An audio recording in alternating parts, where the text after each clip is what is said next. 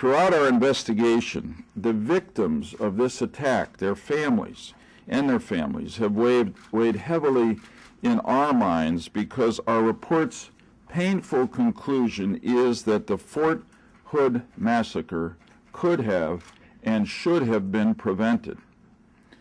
We have reached that conclusion because our investigation found that employees of the Department of Defense and the FBI had compelling evidence of Nidal Hassan's growing embrace of violent Islamist extremism in the years before the attack that should have caused them to discharge him from the U.S. military and make him the subject of an aggressive counterterrorism investigation.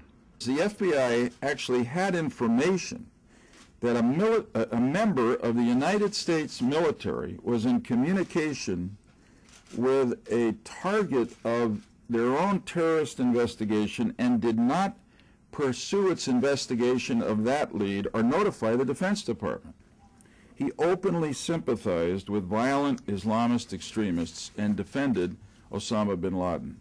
He justified suicide bombers, said U.S. military operations represented a war against Islam, stated that one of the risks of having Muslims in the U.S. military was that they might commit fratricide of their fellow service members, and publicly said that he had an allegiance to his religion that was greater than his allegiance to the United States Constitution, which as a military officer he had sworn to uphold. The officers who kept Hassan in the military and moved him steadily along knew full well of his problematic behavior. As the officer who assigned Hassan to Fort Hood and later decided to deploy Hassan to Afghanistan admitted to an officer at Fort Hood, "You're getting our worst," end of quote. The most astounding reason Hassan's superiors in the Army gave for not taking action against him was that Hassan could provide an understanding of violent Islamist extremism and the culture of Islam.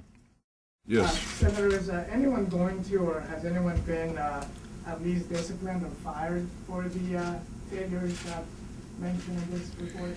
I don't believe anyone has been disciplined or terminated because of the failures mentioned in this report, and that's something that I want to hear about from both the Department of Defense and the FBI and the others we're sending the report to. I mean, this just, people, look, there wasn't evil intent on people in the federal government. There was just what I would call negligence, failure to perform the duties as we have a right to expect federal employees will do. And as of yet, no one has been held accountable.